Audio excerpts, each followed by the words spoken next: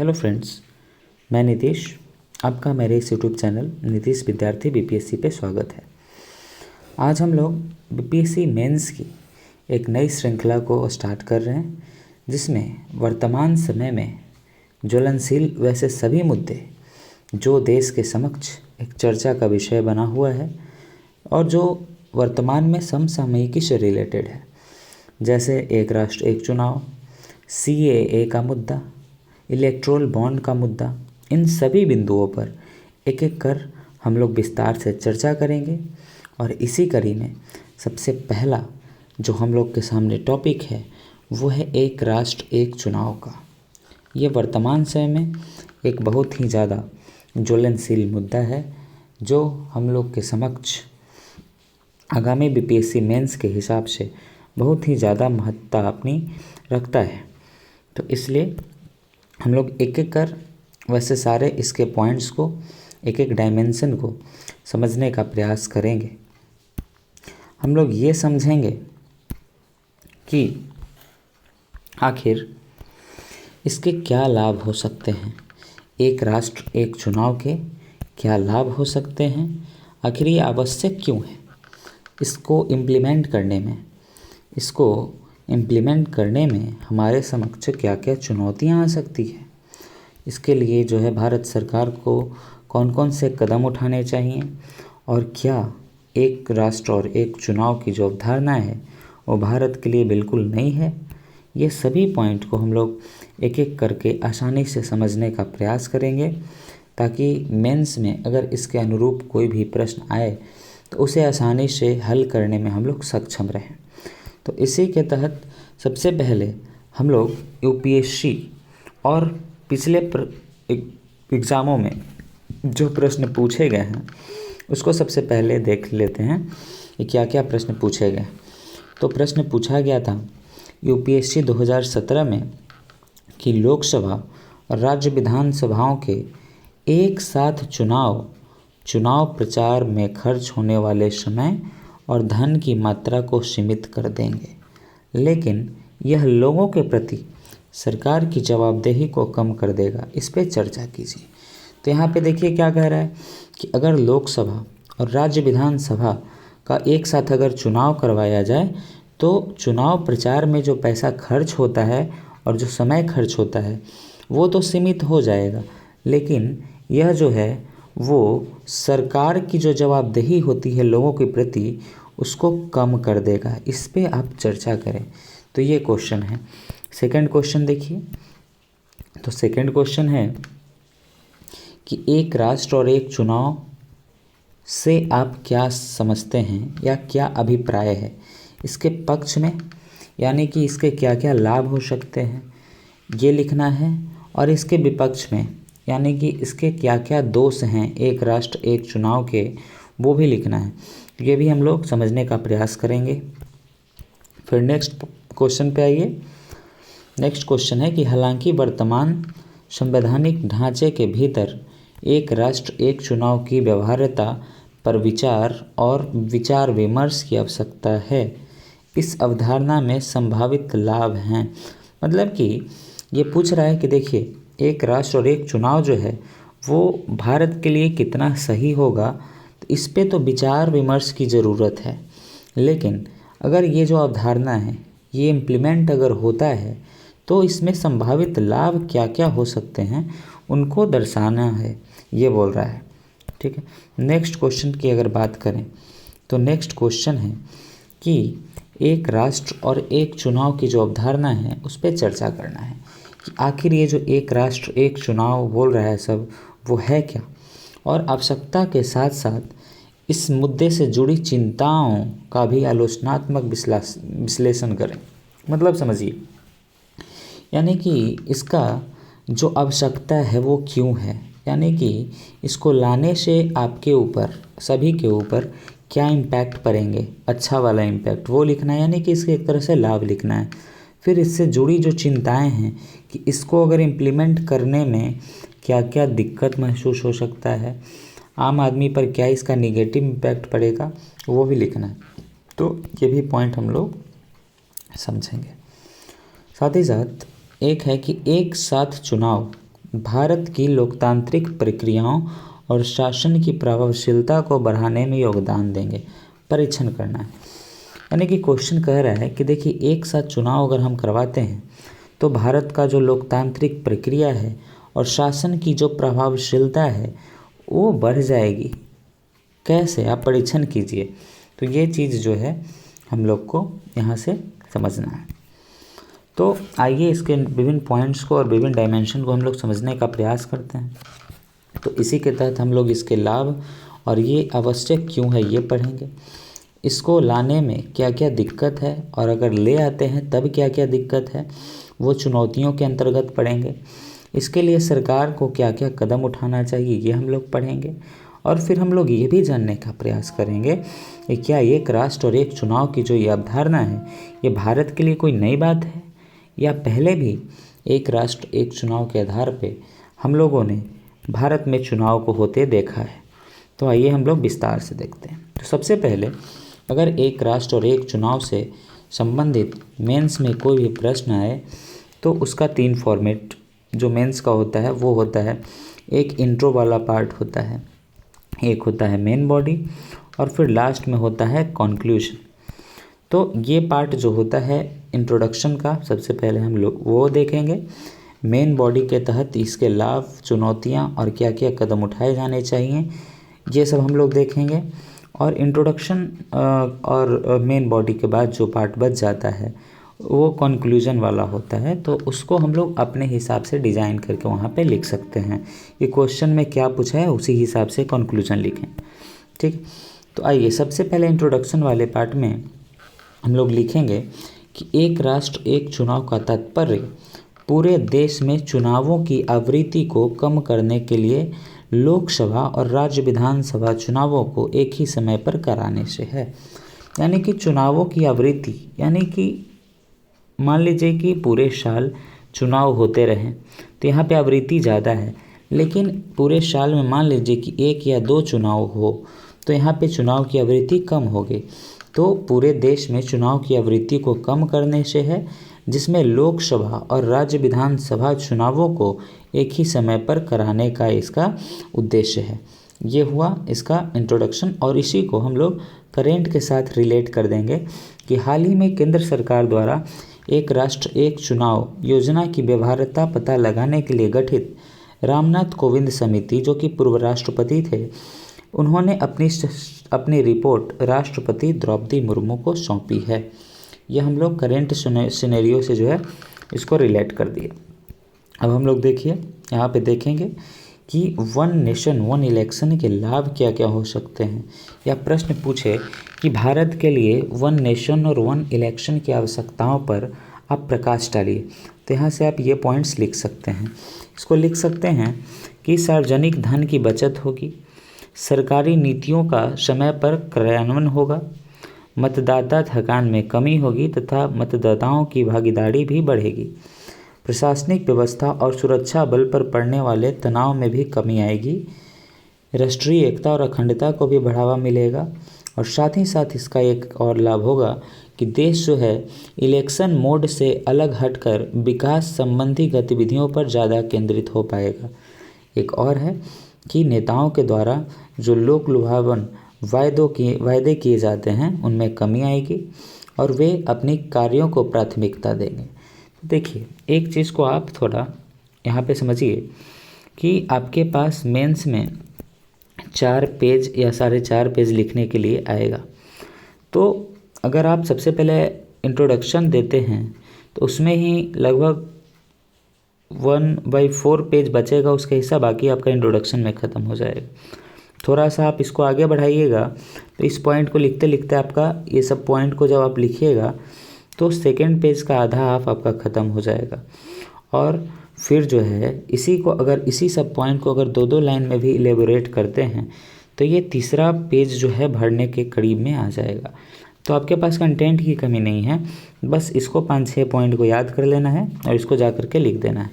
तो ये जो है हम लोग 1 नेशन 1 इलेक्शन के अगर लाभ पूछे, जो हम लोग प्रीवियस क्वेश्चन में हम लोगों ने देखा है कि यहाँ पर पूछा हुआ था, जैसे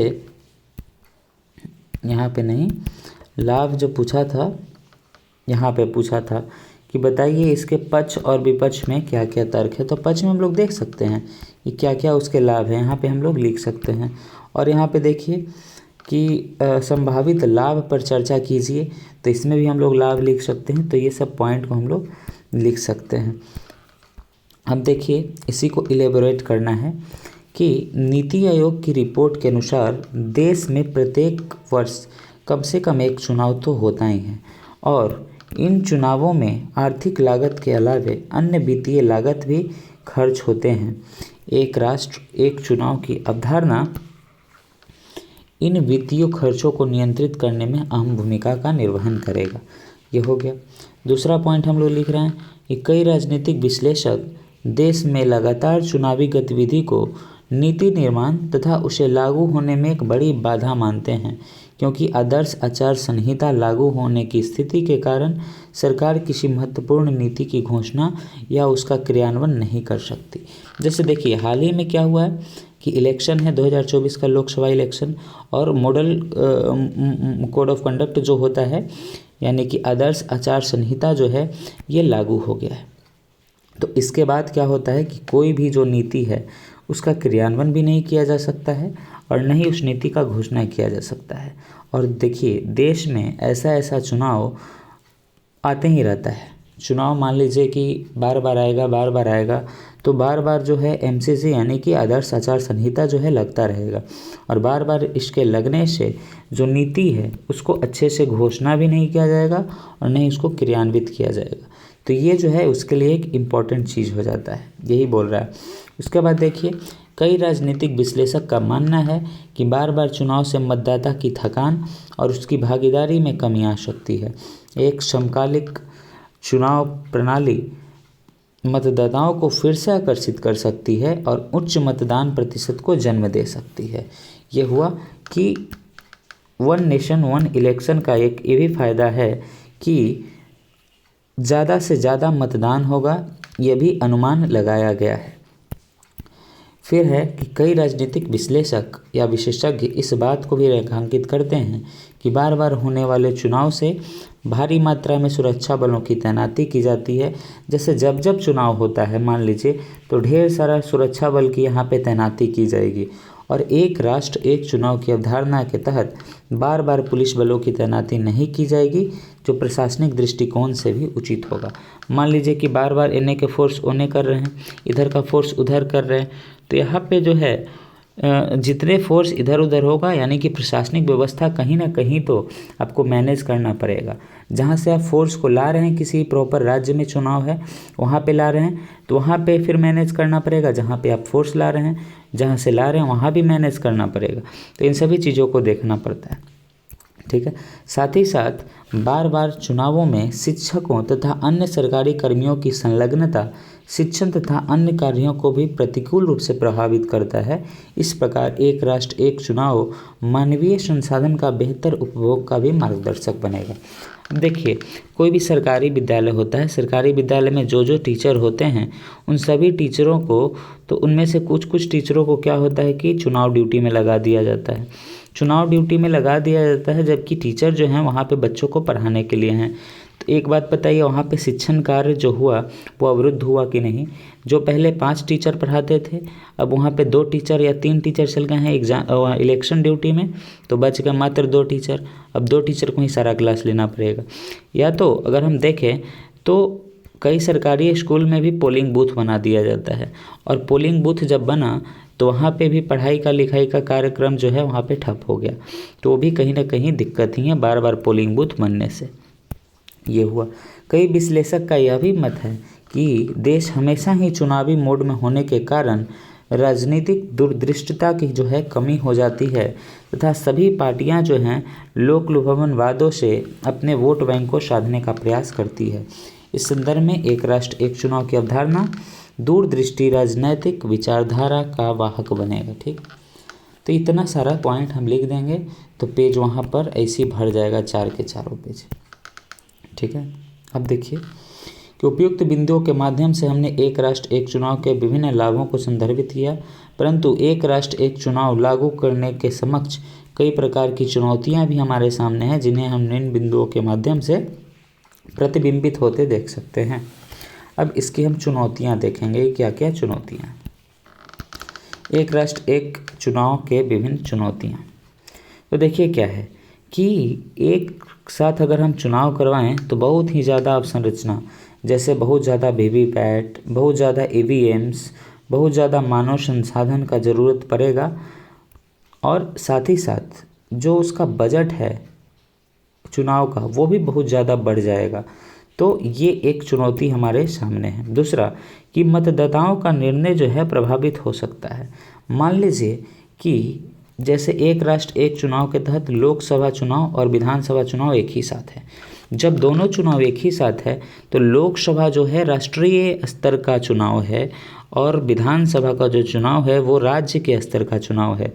तो यहाँ पे जो क्या कर सकती हैं कि जो राष्ट्रीय पार्टियाँ हैं वो राज्य में आकर के राष्ट्रीय मुद्दों को उठाते हुए मतदाताओं को दिग्भ्रमित कर सकती है, राष्ट्रहित के मुद्दों को सामने ले आएगी और क्षेत्रीय जो मुद्दे होते हैं वो गौण हो जाएंगे।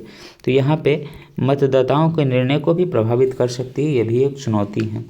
और फिर है कि कई लोग बोलते हैं, कई मतों में यानी कि कई विचारों में यह है कि लोकतंत्र और संघवाद की ढांचा को कमज़ोर करेगा, है कि नहीं। कमज़ोर किस प्रकार करेगा, जैसे मान लीजिए कि कोई राज्य का जो इलेक्शन है वो लोकसभा इलेक्शन के साथ करवाना है, तो वहाँ पे मान लीजिए कि कुछ दिन बाद वहाँ पे राज्य का इलेक्शन है, तो वहाँ पे क्या होगा कि राष्ट्रपति शासन लगाना पड़ जाएगा, और राष्ट्रपति शासन लगाना पड़ जाएगा जो कि लोकतंत्र के प्रतिकूल है और साथ ही साथ संघवाद के ढांचा के भी अनुकूल नहीं है। आगे हम लोग विस्तार से इसको पढ़ेंगे, ठीक है। साथ ही साथ हम लोग संवैधानिक संशोधन संबंधी कई चुनौतियां हैं, यानी कि इसके लिए हमें संविधान में कई प्रकार के संशोधन करने पड़ेंगे।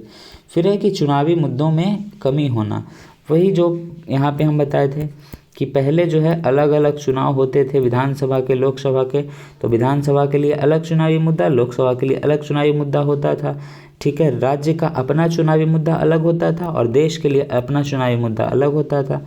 लेकिन इससे क्या हुआ कि हर जगह एक ही चुनावी मुद्दा जो है वहाँ पे फैल सकता है, ये भी एक चुनौती है। और राजनेताओं में जवाबदेही की कमी इसका एक और चुनौती सामने है। जैसे कि मान लीजिए कि पहले क्या होता था, जब जब चुनाव हुआ, मान लीजिए कि 2-3 बार चुनाव हुआ मान लेते हैं एक स्टेट में, ठीक है, तो 2-3 बार कम से कम यहाँ पे जो है राजनेता यहाँ पे जनता के सामने तो जाते थे। लेकिन अब मान लीजिए कि एक ही बार चुनाव होना है 5 साल में, तो राजनेता का अपना इच्छा शक्ति से एक ही बार जाएगा। ऐसे तो मान लीजिए कि अगर जाना हो तो वो बहुत बार जाएंगे, लेकिन अगर देखा जाए तो वो ऐसे एक बार जाएगा इलेक्शन के टाइम में, ऐसे है कि बार बार जा करके वोट वोट मांगते रहता था। तो वही चीज़ हो गया, ठीक है। अब इसी को विश्लेषण कर दिया है कि कई राजनीतिक विश्लेषकों की राय है कि एक राष्ट्र एक चुनाव की अवधारणा भारत के संघीय स्वरूप को ढांचा को भी कमज़ोर करेगा, क्योंकि इसमें एक राष्ट्र की बात की गई है, जबकि संविधान का अनुच्छेद 1 जो कहता है कि भारत राज्यों का संघ है, ठीक है। दूसरा ये कुछ विश्लेषक मानते हैं कि इससे चुनावी मुद्दों में कमी आ जाएगी, राष्ट्रहित के मुद्दे का प्रभाव अधिक होगा, जबकि क्षेत्रीय मुद्दों का असर कम हो जाएगा। ये भी पॉइंट हम लोगों ने जाने। तीसरा है कि भारतीय चुनाव आयोग के अनुसार एक साथ चुनाव कराने के लिए पर्याप्त बजट की आवश्यकता होगी, अत्यधिक मात्रा में ईवीएम वीवीपैट मशीनों की आवश्यकता होगी। एक साथ इतनी बड़ी संख्या में मशीनों को एकत्र करने हेतु भंडारण लागत में भी वृद्धि होगी। ये हो गया आपका आर्थिक एंगल जो हो गया। कुछ विश्लेषक एक राष्ट्र एक चुनाव को राजनेताओं की जवाबदेही की कमी के कारण होने का अनुमान लगाते हैं। उनके अनुसार वर्तमान समय में राजनेता 5 वर्ष के अंदर कई बार मतदाताओं के सामने आते हैं, परंतु एक ही बार चुनाव होने की स्थिति में वे जनता के जो बीच हैं वो दैनिक समस्याओं से रूबरू नहीं हो पाएंगे, जो उनकी जवाबदेही में कमी का कारण बन जाएगा। इन सभी चुनौतियों के साथ ही साथ एक महत्वपूर्ण चुनौती संविधान संशोधन की है। एक साथ चुनाव संभव बनाने के लिए अनुच्छेद 83 जो कि संसद में सदन की अवधि को डिनोट करता है, साथ ही साथ अनुच्छेद 85 जो है लोकसभा का विघटन से संबंधित है, अनुच्छेद 172 और इत्यादि कई अनुच्छेद ऐसे हैं जिनमें संवैधानिक परिवर्तन की आवश्यकता होगी। फिर है कि साथ ही साथ देश की कई विपक्षी दलों ने भी एक साथ चुनाव पर अपना मतभेद जाहिर किया है। यह भी एक चुनौती का ही स्वरूप है। साथ ही कई राज्यों ने भी इसके विरोध में अपनी राय प्रकट की है, जो केंद्र तथा राज्यों के बीच संबंधों पर भी असर डालेगा।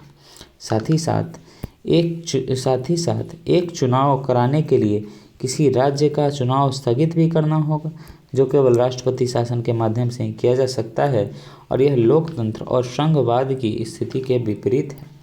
तो यह सब चीज़ हमने देखने का प्रयास किया।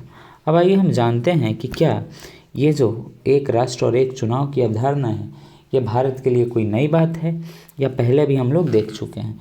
तो भारत के लिए एक राष्ट्र और एक चुनाव का जो ये अवधारणा है, एक साथ लोकसभा और राज्य विधानसभाओं का जो चुनाव की अवधारणा है, ये नई नहीं है। आज़ादी के ठीक बाद लोकसभा और विधानसभाओं के चुनावों को एक साथ आयोजित ही किया गया था।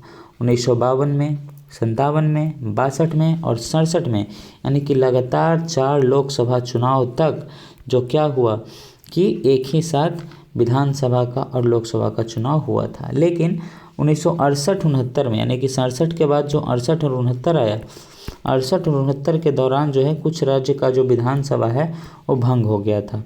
उसके कारण यह सिलसिला जो है टूट गया था।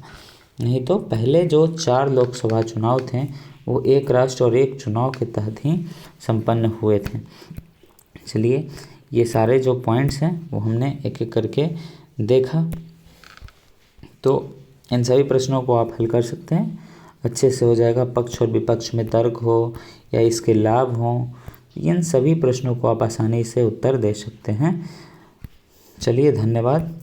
ऐसे ही आगामी वीडियोस के लिए, आगामी करंट अफेयर्स की श्रृंखला में बने रहने के लिए मेरे चैनल को सब्सक्राइब करें। धन्यवाद।